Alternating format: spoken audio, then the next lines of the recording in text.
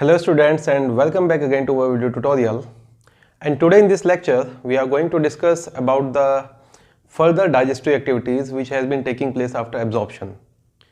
So up to now we have discussed that the end products of digestion are made in the lumen of intestine, and from the lumen of intestine those end products are carried to our circulatory system. Either they are carried to blood circulation or they are carried to lymphatic circulation by different mean of absorption. So whatever is taken in blood, it is going to hepatic portal vein and going to liver, and whatever is absorbed in lymph, I mean to say all the fat and fat soluble vitamins, they are directly going into heart. That lymph actually pours into venous circulation, from whence they goes to heart and then they goes to different part of body.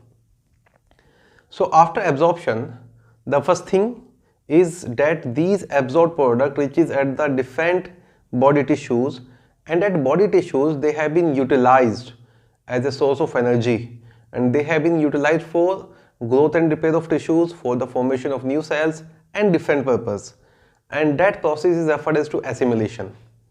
So first in this lecture we are going to discuss about assimilation, that what is assimilation and what are the different values of energy which has been produced by the breakdown or combustion of different nutrient, and whatever is left behind, whatever is not absorbed and left behind in small intestine, it has been passed into large intestine, and from large intestine it has been eliminated outside the body via fecal matter, that would be egestion. So today in this lecture, first we will be discussing about assimilation and related values of energy from different nutrient. Then we will be discussing about egestion, what is the process of egestion, how egestion take place, and later on I will be telling you little bit about the disorders of digestive system. After this lecture we will be having two different lectures. Up to NCERT level our chapter would be completed, but we will be having a lecture upon the role of different hormone in digestion, and what are the different vitamins and what are role of different vitamins in our body. So a lecture on hormone and a lecture of vitamin would be there ahead. Alright, so आज शुरू करते हैं. About after absorption there is a process of assimilation of absorbed nutrients. तो जो भी absorb हुआ है, अगर हम एक क्लोजर ओवरव्यू करें, सारे मोनोसैकेराइड्स, सारा का सारा amino acids, it has been absorbed into blood, and blood via hepatic portal system take it to liver, and at liver detoxification occurs, and whatever is non-detoxified nutrient present, it has been pumped into heart via hepatic vein, and then to rest all the body, right? However, जितना भी fat and fat soluble vitamin था, it has been absorbed in lacteals. Lacteals is the other name of lymphatic vessel, and lacteals pour into veins, venous circulation. Venous circulation gives to heart. From heart, this nutrient, heart also pump blood to liver, and which blood vessel take it to liver? Hepatic artery, and hepatic artery take it to liver. Liver can detoxify it and pour it into hepatic vein. Liver can detoxify it and pour it into hepatic vein. From there it can come back to heart and goes to other tissues. So assimilation, now this is the circulation, right? Assimilation, to be exact, is the utilization of various nutrients for production of energy. We used to learn in the initial lectures, we must have learned that what are the different digestive activities. First there was ingestion. Ingestion is the intake of food, complex food. Then chemical and hydrolysis, chemical and mechanical breakdown of that food, digestion. Transfer of digested food into blood circulation, we call that absorption. Then utilization of all the food nutrient for the production of energy, assimilation. And whatever is left behind, it has been eliminated outside the body, is egestion. So we discussed about all the ingestion, digestion, absorption, and today we are going to discuss about assimilation. Today we are going to discuss about assimilation here, and then we will be discussing about digestion. So assimilation refers to the utilization of different nutrient which has been reaching to different tissues for the production of energy. For example, whatever monosaccharides are there, they have been eventually converted into glucose, and glucose is the major source of energy. Then some of the glucose which is not used can be eventually converted into fat as well, and fat could be stored. All the amino acid, either they have been used in the repair of tissue, repair of cell and tissue, cells and tissue.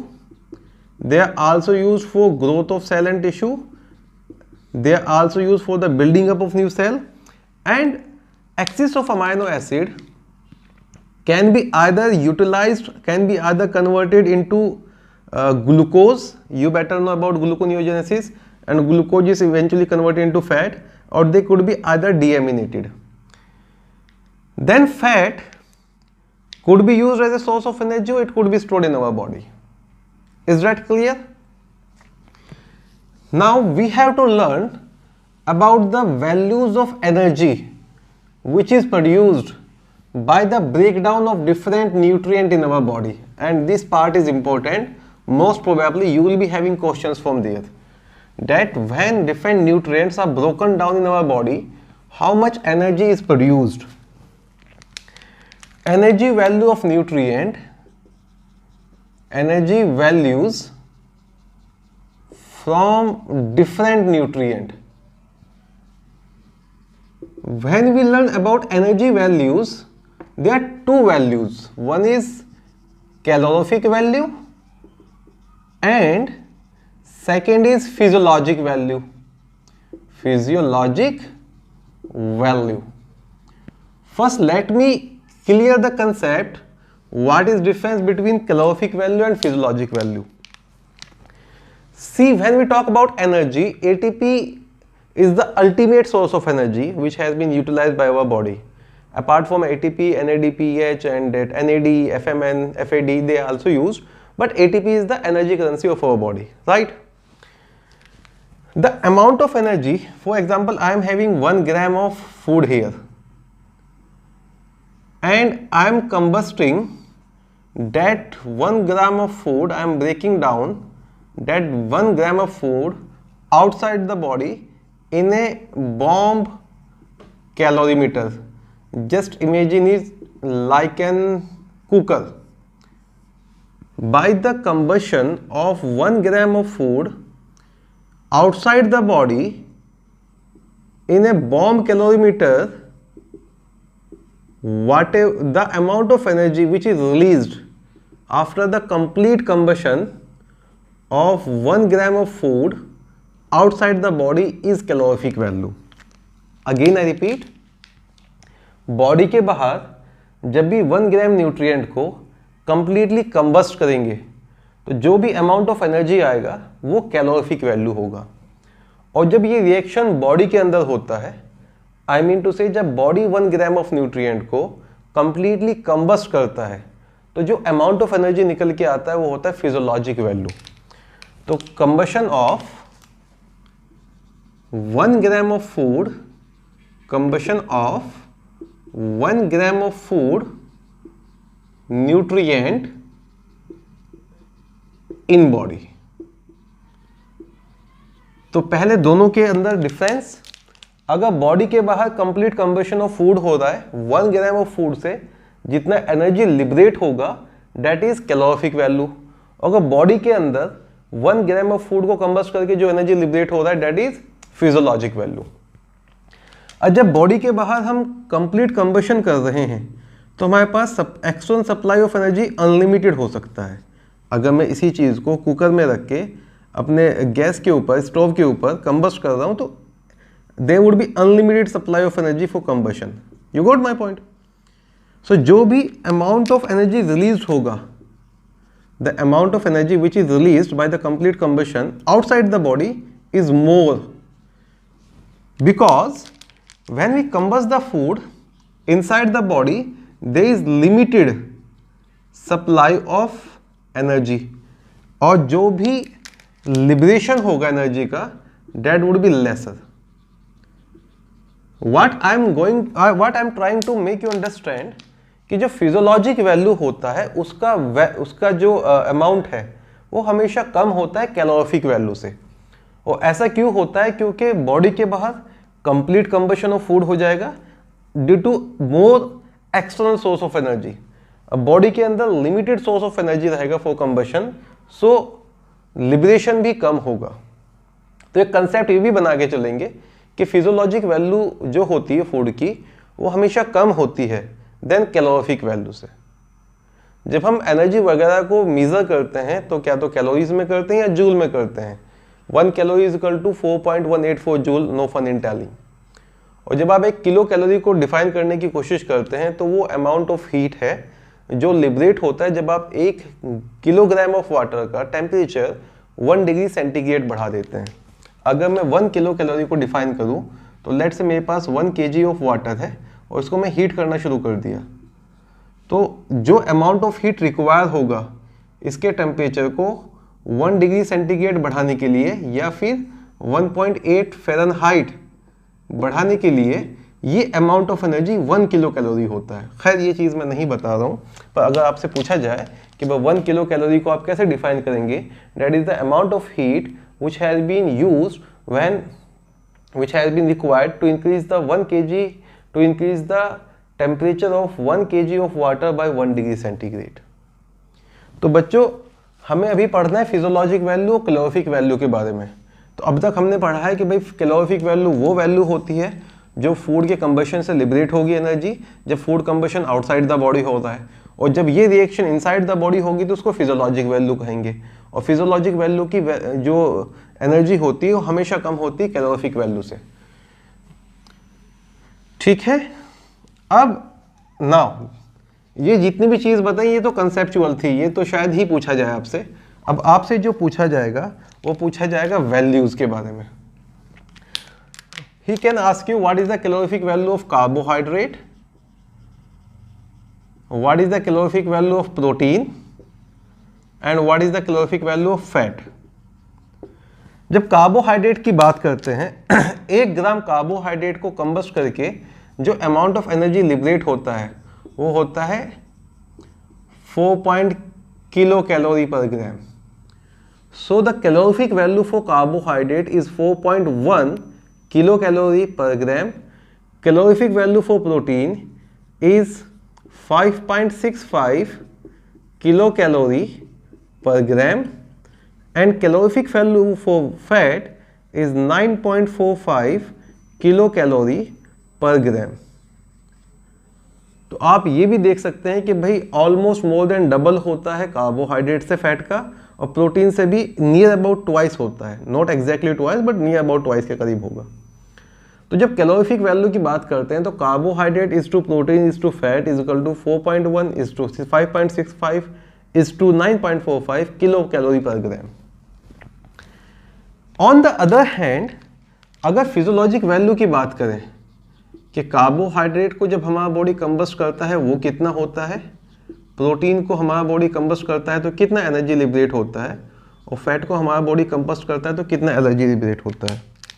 जब carbohydrates का value याद रखेंगे it would B 4.0 kilo calorie per gram. Proteins और carbohydrate का जो physiologic value होता है वो सेम होता है, भले ही उनका कैलोरीफिक वैल्यू अलग अलग है but physiologic value is same. और प्रोटीन और कार्बोहाइड्रेट से more than double amount of energy liberate होता है on the combustion of fat. अगर हम बात करें फिजियोलॉजिक वैल्यू का, तो carbohydrate is to protein is to fat होता है 449, और जबकि कैलोरीफिक वैल्यू इज 4.1, 5.65 एंड 9.45। तो एसिमिलेशन का मतलब होता है कि जो भी हमारे पास एब्जॉर्ब्ड फूड है, जब वो डिफरेंट साइट ऑफ बॉडी पर पहुंच जाएंगे तो उन एब्जॉर्ब्ड फूड को बॉडी यूटिलाइज करता है for the production of energy. तो यूटिलाइजेशन ऑफ एब्जॉर्ब्ड फूड और absorbed nutrient for the production of energy is assimilation. Assimilation से जो एनर्जी निकलता है बॉडी के अंदर उसको फिजियोलॉजिक वैल्यू कहते हैं, और जबकि जब ये रिएक्शन आउटसाइड द बॉडी होता है तो उसको कैलोरीफिक वैल्यू कहते हैं।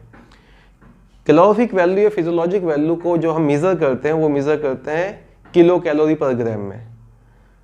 कैलोरी और जूल को जब हम रिलेट करेंगे तो 1 कैलोरी होता है is equal to 4.184 joule. 1 calorie is equal to 4.184 joule. 1 kilo calorie वो अमाउंट ऑफ एनर्जी होता है जो 1 किलोग्राम वाटर के टेम्परेचर को 1 डिग्री तक बढ़ा दे। जब कैलोरीफिक वैल्यू की बात करते हैं तो अमाउंट ज्यादा होता है कैलोरीफिक वैल्यू का देन फिजियोलॉजिक वैल्यू।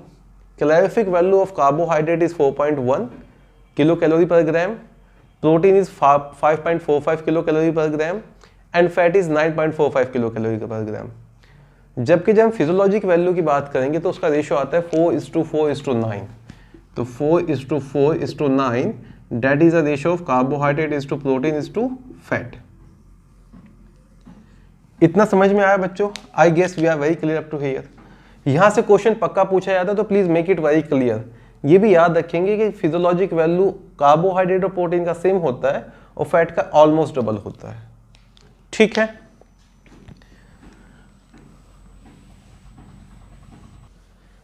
एक थोड़ा सा कंसेप्ट बता देता हूं बच्चों अबाउट मेटाबॉलिक रेट है एज वेल, क्योंकि हम एनर्जीज वगैरह पढ़ रहे हैं तो वो भी बता देता हूं साथ साथ, और कौन सा न्यूट्रिएंट किस सीक्वेंस में फास्टिंग में बॉडी यूज करता है वो भी बता देता हूं। जब हम मेटाबॉलिक रेट की बात करते हैं तो हमारे पास 2 तरह के मेटाबॉलिक रेट होते हैं। एक होता है बेसल मेटाबॉलिक रेट जिसको हम BMR कहेंगे, और दूसरा होगा रूटीन मेटाबॉलिक रेट जिसको हम RMR कहेंगे। तो ओके, ये जो मेटाबॉलिक रेट्स हैं ये काफ़ी इंपॉर्टेंट है किसी भी नॉर्मल इंडिविजुअल के बॉडी फंक्शनिंग को चेक करने के लिए। उसका बेसल मेटाबॉलिक रेट और रूटीन मेटाबॉलिक रेट चेक किया जाता है। ठीक है, अब ये है क्या? देखो, बेसल मेटाबॉलिक रेट को आप ऐसे याद रखेंगे कि ये वो अमाउंट ऑफ एनर्जी है, ये वो minimum amount of energy requirement है जो हमारे बॉडी को चाहिए in order to keep alive when we are resting और when we are doing sleep. तो बॉडी को आप कंसिडर करेंगे बच्चों एक मशीन के जैसा, और ये मशीन जब चल रही है तो ये कुछ फ्यूल यूज करती है, और फ्यूल हम पढ़ रहे हैं न्यूट्रिएंट्स है। तो जब मशीन जो है वो बहुत ही रेस्ट पर है या वो स्लीप स्टार्ट है पर अभी काम नहीं कर रही है, आइदर इट इज रेस्टिंग और इट इज स्लीपिंग, बंद हो जाएगी तो बात ही अलग होगी ना, फिर डेट वुड बी डेथ। तो condition is that machine start है पर उस पर आप कुछ ड्राइव वगैरह नहीं कर रहे हैं, उससे काम नहीं कर रहे हैं, वो सिर्फ स्टार्ट है, राइट। तो जो अमाउंट ऑफ एनर्जी चाहिए होता है या जो फ्यूल वो यूज करेगी 1 घंटे में 2 घंटे में, हम ऐसे पढ़ लेंगे, हम तो पर डे का यहाँ पढ़ेंगे, हम पर डे को ही लेके चलते हैं कि एक दिन में अगर आपने स्कूटर को स्टार्ट कर दिया और उसको चला नहीं रहे हैं, सिर्फ स्टार्ट करके छोड़ा हुआ है, तो वो जितना फ्यूल यूज करेगा पर डे वो उसका बेसल मेटाबॉलिक रेट होगा। तो यहाँ पे स्कूटर क्या है? ह्यूमन बॉडी और individual body, I will say individual body here, not human, it could be any animal.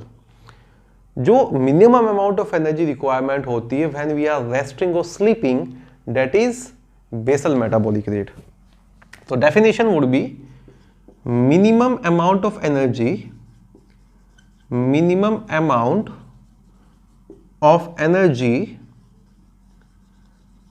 required by body to maintain all the physiologic action to work proper, required by body for maintenance of physiological activity during rest or sleep, इसको बोलते हैं basal metabolic rate.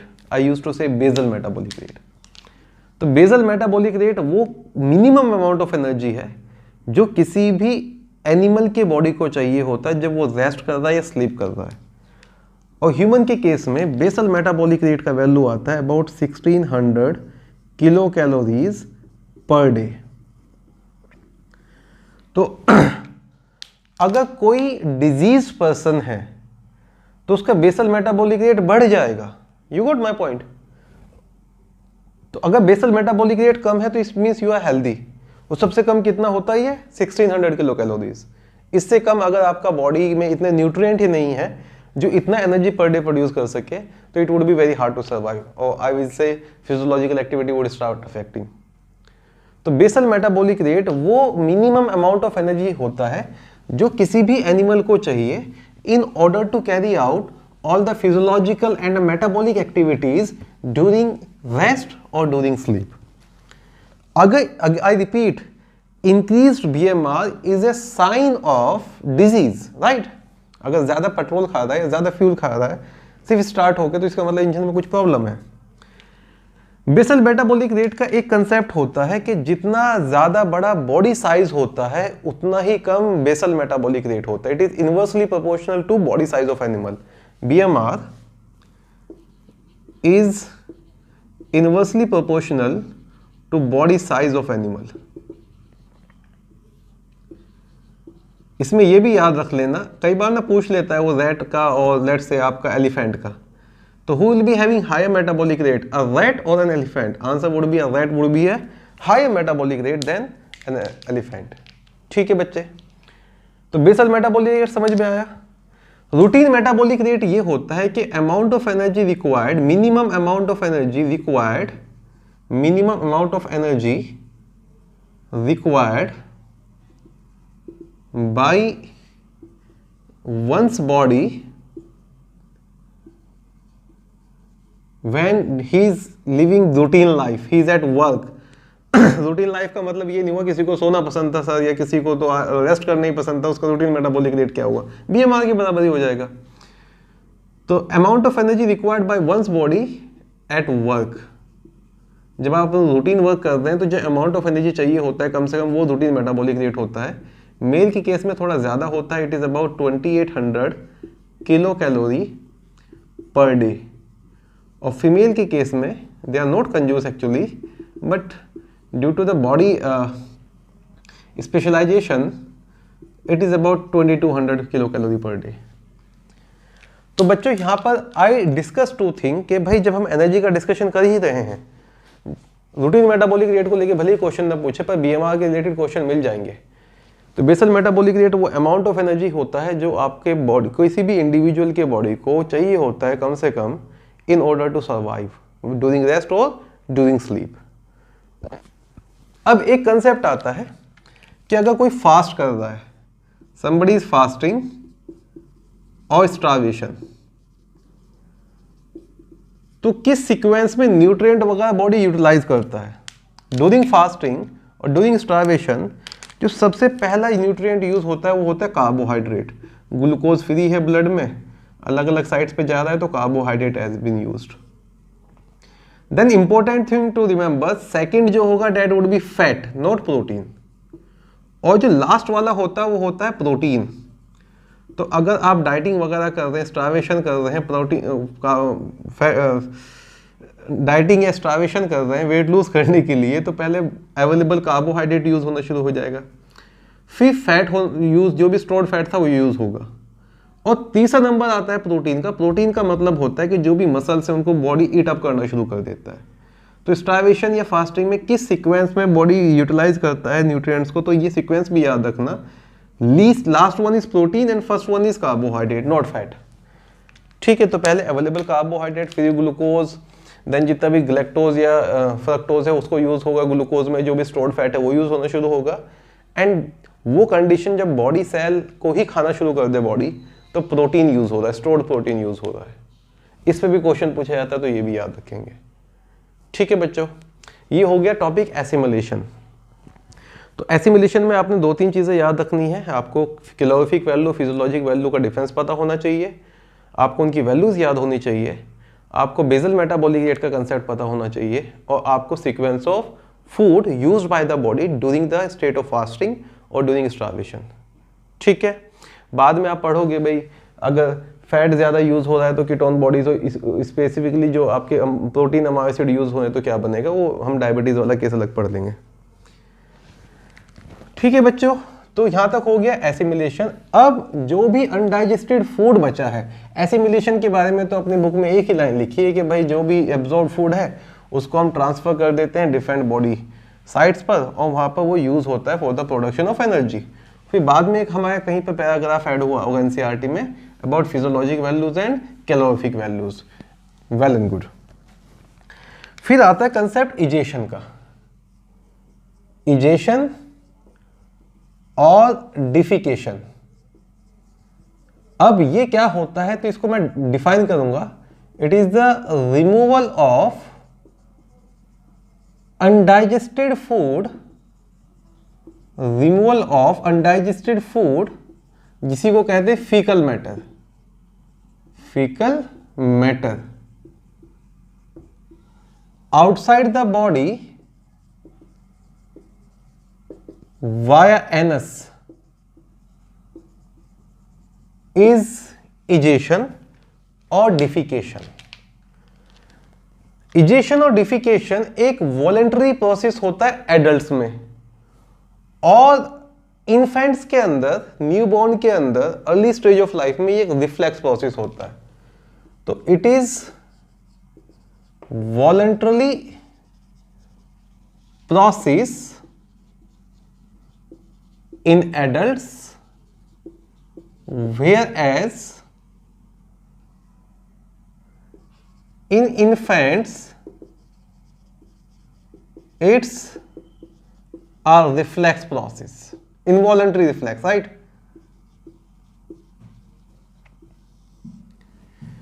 Egestion के दौरान जब rectum के अंदर faecal matter store होना शुरू हो जाता है, last part of colon is sigmoid colon, तो सिग्मोइड कॉलोन और रेक्टम के अंदर जब फीकल मैटर स्टोर होना शुरू हो जाएगा तो रेक्टम की जो वॉल है वो डिस्टेंड होनी शुरू हो जाएगी, वो स्ट्रेच होनी शुरू हो जाएगी, और due to the distension of rectal wall और due to the distension of later alimentary canal, a signal is going to a brain and urge of defecation is produced. Accumulation of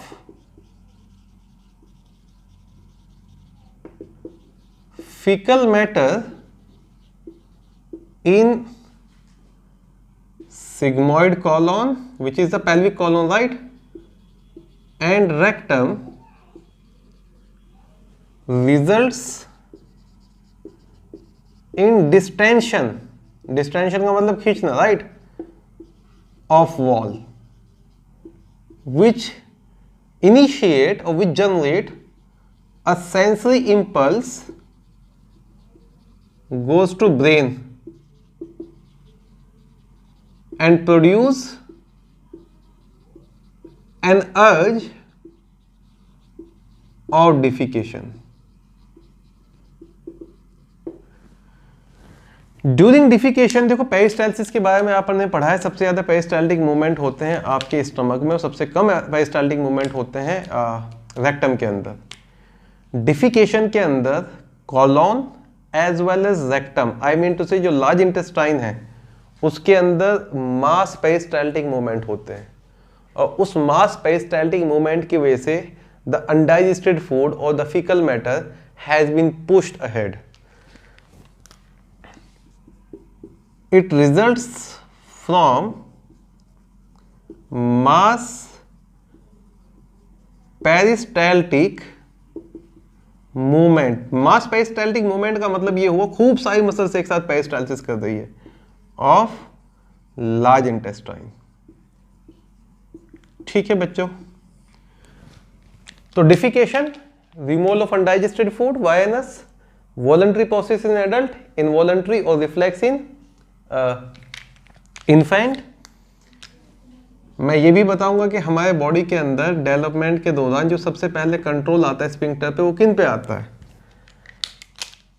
होता क्या है कि भाई जब रेक्टम में और sigmoid colon के अंदर फीकल मैटर एक्यूमुलेट होना शुरू होता है तो वो डिस्टेंड होनी शुरू हो जाती है वॉल, और उससे एक सेंसरी इंपल्स जाता है ब्रेन को, और अर्ज ऑफ डेफिकेशन आता है। फिर आपके पास जो इनवॉलंटरी स्पिंक्चर है, इंटरनल स्पिंक्चर, वो ओपन हो जाएगा, वॉलंटरी कंट्रोल से एक्सटर्नल स्पिंक्चर ओपन करेंगे, मास पेरिस्टाल्टिक मूवमेंट होगा तो फोर्स जनरेट होगा। इस मास पेरिस्टाल्टिक मूवमेंट के साथ साथ डायफ्राम और एब्डोमिनल मसल का भी रोल होता है to provide certain force on the abdominal viscera to push the faecal matter ahead. वो अभी पढ़ते चले जाएंगे। अब पूरा प्रोसेस फीकल मैटर प्रोडक्शन या फिर और क्या क्या होता है लार्ज इंटेस्टाइन में, पहले वो पढ़ लेते हैं, उसके बाद इसको कंटिन्यू करते चले जाएंगे। ठीक है, done up to here.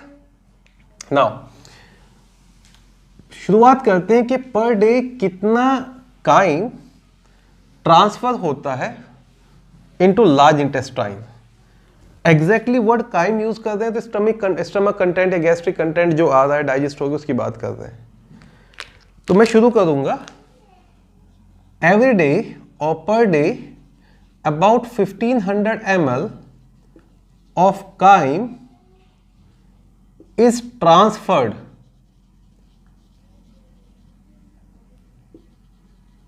to large intestine। ठीक है भाई, लेट्स से ये आपका कॉलोन वाला पार्ट है यहां से यहां तक, और ये रेक्टम वाला पार्ट है, और कॉलोन से पहले सीकम था, ये जो ब्लाइंड सेक आपने पढ़ा हुआ है, और ये पूरा का पूरा यहाँ पे क्या ओपन हो रहा है, इलियम, और ये इलियोसिकल वॉल है। इलियोसिकल वॉल का तो पर डे कितना ड्रेन हो रहा है यहाँ पर, अबाउट 1500 ml। जो इलियोसिकल वॉल होता है उसका एक काम ये होता है कि वो बैक फ्लो फिकल मैटर को भी प्रिवेंट करता है। तो अगर इलियोसिकल वॉल का फंक्शन पढ़ा जाए, इलियोसिकल वॉल का फंक्शन पूछा जाए, तो आप याद रखेंगे वो बैक फ्लो फिकल मैटर को प्रिवेंट करता है। तो ये जो फिकल मैटर जब पास कर रहा है तो यहाँ पे क्या क्या एक्टिविटीज होंगी पहले वो पढ़ लेते हैं, और उसके बाद और क्या क्या चेंजेस आएगा वो पढ़ेंगे। यहाँ पर आके वाटर रीएब्जॉर्प्शन होना शुरू हो जाएगा, यहाँ पे आके मिनरल रीएब्जॉर्प्शन होना शुरू हो जाएगा, और यहाँ पे आके कुछ ड्रग्स एब्जॉर्प्शन भी रहेगा। तो आपने पढ़ा है water, certain minerals and drugs are also absorbed in large intestine. इन मिनरल्स में मोस्ट अप्रोप्रिएट याद रखना सोडियम एक्टिव आता है और chloride positive, Cl negative passive आता है। तो खूब सा वाटर, मिनरल और ड्रग्स वो एब्जॉर्ब होने शुरू हो जाते हैं, और जो भी ये फीकल मैटर है ये कन्वर्ट होना शुरू हो जाता है into semi solid pellets coherent faeces में। कोहेरेंट फीसिस का मतलब होता है जहां पर जो मॉलिक्यूल्स है वो आपस में टाइटली एग्लूटिनेटेड है, टाइटली क्लम्प्ड है। तो जो कोहेरेंट फीसिस है that is developed due to absorption of water, due to absorption of minerals and other part, and some of the mucus is added there, some of the mucus is added there by the wall of large intestine। तो जैसे ये transfer होगा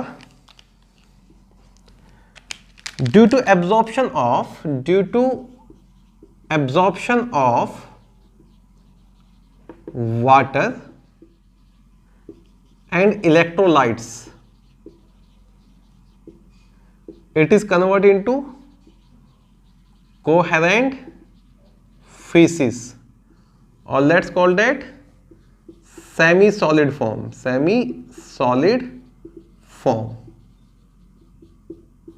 ठीक है बच्चों। अब colon के अंदर कुछ स्पेशल बैक्टीरियाज हैं जो कॉलोन के अंदर रहते हैं, हमने पढ़ा भी था पहले। इस बैक्टीरिया का नाम है ई कोलाई, और ये ई कोलाई इसके ऊपर एक्ट करना शुरू कर देता है, और ई कोलाई जब इसके ऊपर एक्ट करेगा तो कुछ वाइटामिन बनेंगे। और कौन कौन से वाइटामिन बनता है? B1 is thiamine, B2 is riboflavin, vitamin K is phylloquinone, and vitamin B12 is cobalamin. तो after the action of E coli of colon act on feces and produce vitamin B1, B2, K and B12, और जितनी भी vitamins बनी है they are also absorbed here into the blood. तो एक काम ये होता है इस बैक्टीरिया का कि जो भी अनडाइजेस्टेड फूड है उसको फर्दर डिग्रेड करके उससे विटामिन्स वगैरह लेता रहे। अच्छा, जब फूड से कोई चीज लेते हैं सर्कुलेटरी सिस्टम में तो उसके लिए वर्ड यूज करते हैं एब्जॉर्प्शन, और सर्कुलेटरी सिस्टम के अंदर अगर कोई चीज एक्सिस में है और उसको ऐड करते हैं यहां पर तो उसके लिए वर्ड यूज करते हैं बेटा सिक्रेशन। तो अगर किसी के ब्लड में आयरन ज्यादा है या किसी के ब्लड में कैल्शियम ज्यादा है, iron and calcium is secreted back to the faeces in large intestine. So large intestine में एब्जॉर्प्शन होता है वाटर का, मिनरल का, ड्रग्स का और कुछ वाइटामिन्स का।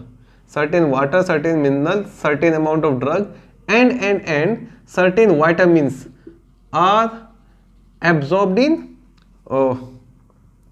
Large intestine. और कौन कौन से vitamin? B1, B2, K and 12, whereas certain amount of iron and certain amount of calcium is also secreted back from the blood to large intestine। तो अगर इनके एब्जॉर्प्शन की बात करें, ये एब्जॉर्प्शन कहाँ हुआ होगा? ड्यूडेनम में। कैल्शियम और आयरन को कौन एब्जॉर्ब करता है? ड्यूडेनम। और एक्सेस ऑफ कैल्शियम और आयरन को कौन एलिमिनेट करता है? Large intestine.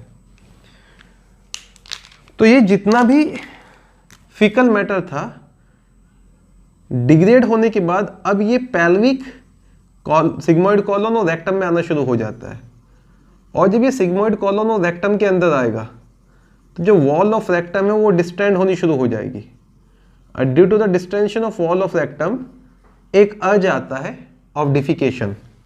फिर आपके पास यहाँ पर वॉल एनस में होता है अंदर internal sphincter, on the inner side is internal sphincter जो इनवॉलंटरी कंट्रोल होता है, and on the outer side is external sphincter जो वॉलंटरी कंट्रोल होता है। तो involuntary opening of internal sphincter होगा ड्यू टू डिस्टेंशन, जो ब्रेन से सिग्नल आएगा, और जो वॉलंटरी कंट्रोल है वो कैसे होगा? By voluntary control. जो एक्सटर्नल स्पिंक्चर है वो कैसे कंट्रोल होंगे? By voluntary, and faecal matter is coming outside. So per day that much of chyme is transferred to large intestine due to absorption of water and electrolyte. It turns into coherent feces. E. coli of colon acts on feces and produce vitamin B1, B2, K and vitamin B12. And do remember that eventually undigested food start accumulating in the sigmoid and rectum, sigmoid colon and rectum, which result in the distension of wall and involuntary and voluntary sphincters are open. फिर मैं mention कर दूं यहाँ पर, this is important to remember कि जो internal sphincter है वो इनवॉलंटरी होता है, स्मूथ मसल का बना है, और जो एक्सटर्नल स्पिंक्चर है वो वॉलंटरी होता है, वो स्केलेटल मसल का बना है। तो हम अपने वॉलंटरी कंट्रोल से एक्सटर्नल स्पिंक्चर को कंट्रोल कर लेते हैं। ठीक है बच्चों, ऑल राइट। सो ये हो गया डिफिकेशन के बारे में। अब मास पेरिस्टाल्टिक प्रोसेस होता है वो, अच्छा मैं बता रहा था आपको कंट्रोल के बारे में। ड्यूरिंग आवर अपब्रिंगिंग सबसे पहले जो स्पिंक्चर कंट्रोल आता है हमारा वो आता है एक्सटर्नल स्पिंक्चर ऑफ एनस पर। और एक्सटर्नल स्पिंक्चर ऑफ एनस को like when we start controlling thing in our life, these sphincters are the first which are under control, and by upgrowing period of 18 month, or let's say before 18 month, a baby can initially control the defecation, and later the control is very good. Let it be, I am not going to talk about toilet training right now. तो बच्चों ये हो गया आपका। अच्छा एक और चीज़ और कुछ बताऊँ यहाँ पर? नहीं, इतना काफ़ी है। ये हो गया डिफिकेशन के बारे में। अब कुछ और एक्स्ट्रा पॉइंट्स, जो कंपोजिशन ऑफ फीसिस की बात करें, जो फीकल मैटर होता है उसके अंदर कुछ अनडाइजेस्टेड प्रोटीन्स होते हैं, 2 to 3% अनडाइजेस्टेड फैट होते हैं, अबाउट 20% डिग्रेडेड बैक्टीरिया होता है, अबाउट 15% इनऑर्गेनिक कंपोनेंट होते हैं, 30% अनडाइजेस्टेड फूड जिसको रफेज कहेंगे, और रेस्ट जो होगा उसमें cholesterol, mucus, dead mucosal cell and dry content of gastric juice, of digestive juice, that would be there. ठीक है बच्चों, फिर सवाल पूछा जाता है कि जो फाउल स्मेल होता है वो किसकी वजह से होता है और जो पिगमेंटेशन होता है फीकल मैटर पर वो किसकी वजह से होता है। अगर मैं पिगमेंटेशन की बात करूं, पहले कुछ बाइल पिगमेंट है, टू बी एग्जैक्ट बिलिरुबिन, उसके कुछ डेरिवेटिव्स होते हैं जो इंपार्ट करते हैं colour to the faecal matter. तो colour of faeces is due to stercobilin and stercobilinogen. Stercobilin and stercobilinogen दोनों ही किसके हैं? These are the breakdown product of bile, breakdown product of bile. तो अगर सवाल पूछा जाता है which of the following pigment impart colour to the faecal matter, answer would be remnant of bile pigment, and which bile? It is bilirubin to be exact, it is bilirubin. ठीक है बेटा, stercobilin, स्टर्कोबिलिनोजन दोनों याद रखेंगे। फिर अगर foul smell की बात करें, if we talk about the foul smell, the foul smell in faeces is due to accumulation of certain product. It could be your 3-methyl-indole, it could be your scatol, or it could be your H2S. These are produced by bacterial degradation of amino acid in large intestine, of amino acid in large intestine. ठीक है, तो foul smell is due to indole, skatole and H2S.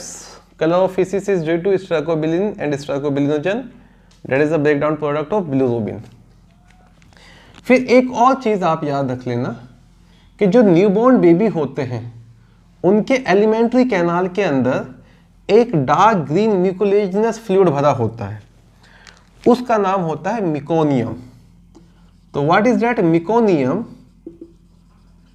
It is the dark green mucilaginous fluid, म्यूकोलेजिनस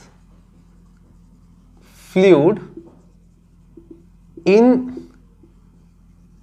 gastrointestinal tract, in gastrointestinal tract of newborn. Exactly होता क्या है कि जो newborn है वो डेवलप करता है बेटा एक कैविटी के अंदर जिसको बोलते हैं एमनियोटिक कैविटी। वर्म के अंदर ये कैविटी है, डेट इज एमनियोटिक कैविटी, और इस कैविटी के अंदर जो फ्लूइड होता है वो होता है एमनियोटिक फ्लूइड, और ये न्यूबॉर्न है, लेट्स से ये डेवलपिंग फीटस है वहां पर।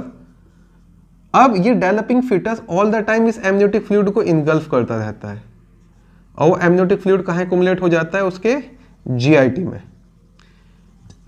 इसके अंदर एमनियोटिक फ्लूइड के साथ साथ जो भी उसके डाइजेस्टिव एंजाइम्स हैं, रिमेनेंट ऑफ डाइजेस्टिव एंजाइम्स है, वो भी होता है। तो सवाल पूछा जाता है कि भाई न्यूबॉर्न बेबी के इंटेस्टाइन के अंदर जो ग्रीन कलर का म्यूकोलेजिनस फ्लूइड होता है वो क्या होता है? मिकोनियम। वो कहाँ से आता है? इनगल्फमेंट ऑफ एमनियोटिक फ्लूइड की वजह से। तो जो भी कुछ कई बार ये होता है, जो भी कुछ ये पी वगैरह कर रहा है, राइट, इसको भी मतलब ये क्या, everybody in the worm it is also ingested, such a cheap job it is doing, right. तो आफ्टर द बेबी अगर मिकोनियम ज्यादा है तो जनरली उसका जो एलिमेंट्री कैनाल होता है उसको क्लियर करते हैं डॉक्टर्स वगैरह, तो वो भी याद रख लेना। तो बच्चे ये हो गया about egestion. On a quick revision, egestion का मतलब होता है removal of faecal matter outside the body via anus. उसके अंदर अनडाइजेस्टेड फूड होता है। इजेशन एडल्ट्स के अंदर एक वॉलंटरी प्रोसेस है, जबकि न्यू बॉर्न के अंदर एक इनवॉलंटरी प्रोसेस होता है और वो मास पेरिस्टाल्टिक मूवमेंट से होता है।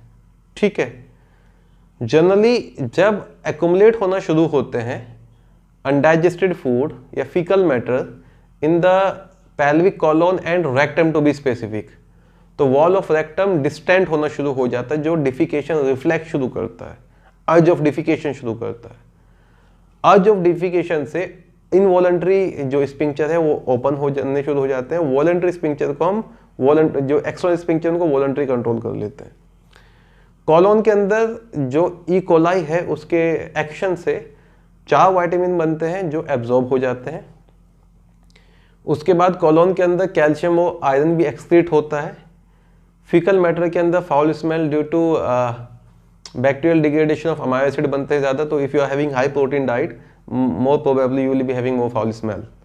They are your skatole, indole and H2S। Then meconium green dark mucilaginous fluid होता है जो न्यूबॉर्न के एलिमेंट्री कैनाल में है।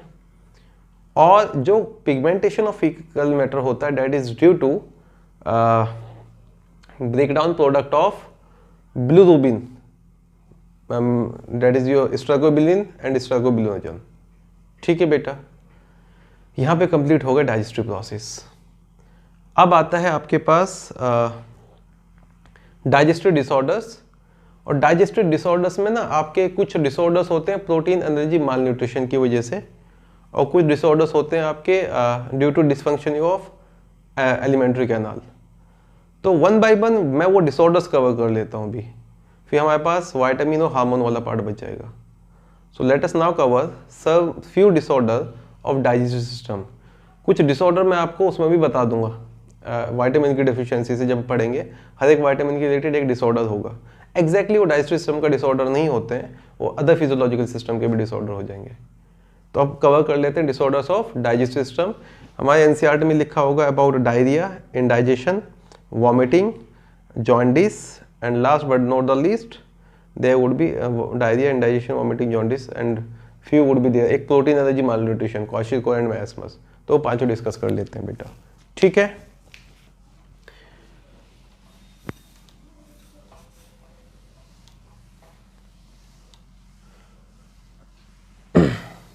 तो डिसऑर्डर्स में बच्चों शुरू करेंगे। पहले पढ़ लेते हैं protein energy malnutrition, concept of मैस एंड क्वाशियोकोर, और फिर बाकी जो जॉन्डिस, वॉमिटिंग, इंडाइजेशन, कॉन्स्टिपेशन और डायरिया है उनके बारे में थोड़ा डिस्कस कर लेंगे। ठीक है, so disorders of digestive system, I will not be going in very much detail, हम उतना पढ़ रहे थे इतना क्वेश्चंस के लिए जोर दिया आपके नीट के लिए। Disorders of digestive system. अब see, when I talk about protein intake, I am talking about energy, right? Proteins are very important for the repair and growth of body tissues, as well as for the formation of new body cells. अब protein intake की अगर मैं बात करूँ, शुरू के 6 सालों में प्रोटीन इंटेक ज़्यादा चाहिए होता है। आई मीन टू से बच्चों के लिए प्रोटीन इंटेक ज़्यादा है, क्योंकि उस टाइम नए बॉडी टिश्यूज, मसल्स वगैरह डेवलप कर रही हैं, ग्रो कर रही हैं। ठीक है, अब प्रोटीन डेफिशिएंसी ज़्यादा कॉमन होती हैं बच्चों के अंदर then adult, and you will be surprise to know कि बच्चों का जो प्रोटीन रिक्वायरमेंट है that is more than adults. ठीक है, अब अगर प्रोटीन की कमी है तो इवेंचुअली एनर्जी की कमी है, क्योंकि सेल्स वगैरह ही नहीं बन पाएंगे जो यूटिलाइज कर पाए, तो हम उसके लिए वर्ड यूज़ करते हैं माल न्यूट्रिशन का मतलब है कि अगर अंडर नरिशमेंट होता है। तो अगर जनरली स्पेसिफिकली मैं बात करूंगा 2 अलग अलग की, एक वो जिसमें प्रोटीन और साथ साथ कैलोरीज दोनों की कमी है, मतलब उसका जो बॉडी है वो बाकी भी चीज़ों से एनर्जी प्रोड्यूस नहीं कर पाता है, और दूसरा मैं बताऊंगा बाकी चीज़ों से एनर्जी वगैरह बन रही है, प्रोटीन्स वगैरह नहीं है डाइट में। ठीक है, तो प्रोटीन एनर्जी माल न्यूट्रिशन पढ़ लेते हैं, मैस्मस एंड क्वाशियोकोर, और फिर अगले डिसऑर्डर डिस्कस करेंगे। जो पहला पढ़ेंगे that would be protein energy malnutrition और पैम, प्रोटीन एनर्जी माल न्यूट्रिशन। और इसमें 2 अलग अलग डिजीज पड़ते हैं, एक वो जो जनरली 1 साल से पहले के बच्चे को होती है और दूसरी वो जो 1 साल से लेके 5 साल के बच्चे के लिए होती है। पहला हम पढ़ेंगे मेरस्मस और दूसरा पढ़ेंगे क्वाशिरकोर।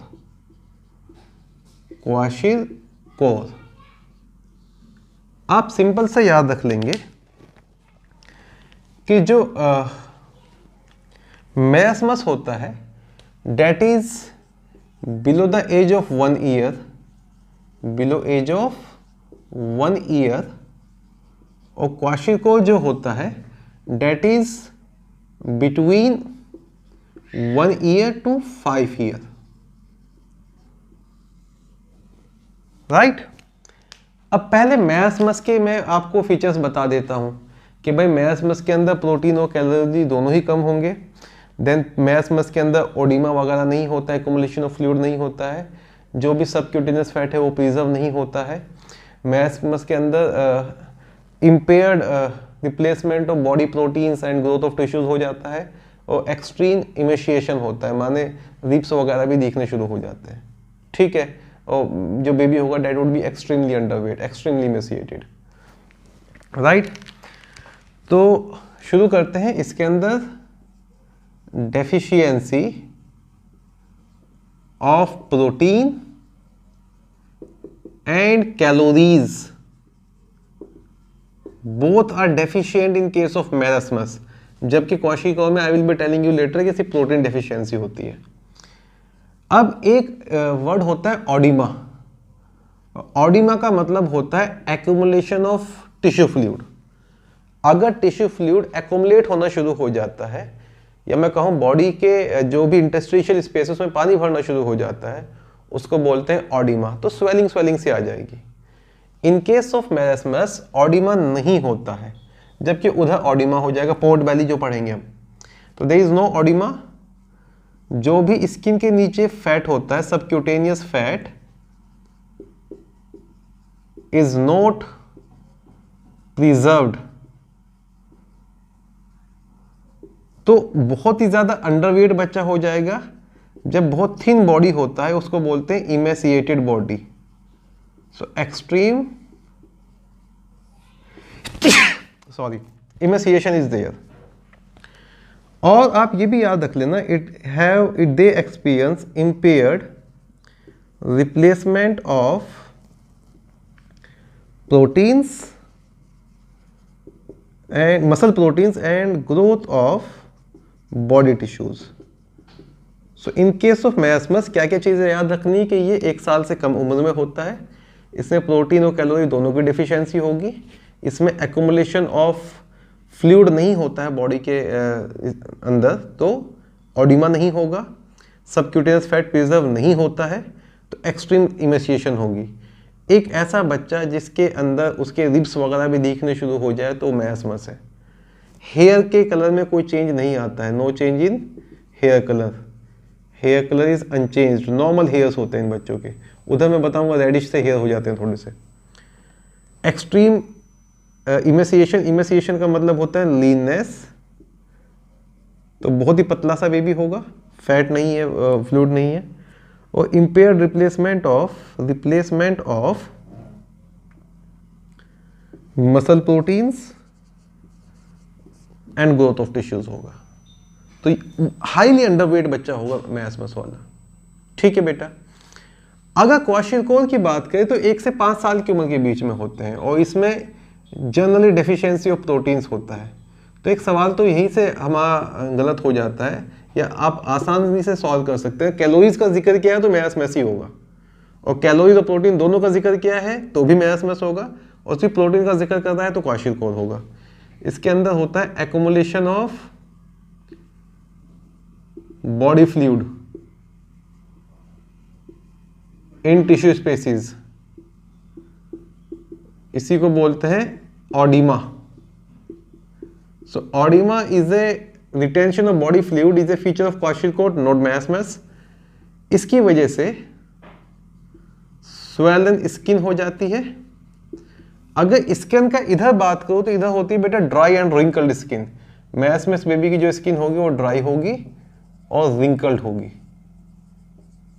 जबकि जो क्वाशिरकोर का बेबी होता है उसका स्वेलेंड स्किन हो जाता है और जनरली आप याद रख सकते हैं पोर्ट बेली। पोर्ट बेली समझते हैं, खूब सा पानी भर गया तो जो उसका टमी बाहर आ गया, राइट। देन वेस्टेड मसल्स इनके पास भी होगी, इनकी भी मसल्स वगैरह जो डेवलप नहीं हो पाई है due to deficiency of proteins. उसके बाद fat is preserved, subcutaneous fat is preserved, तो इमेसिएशन वगैरह ऐसा नहीं होता है, प्रिजर्व्ड।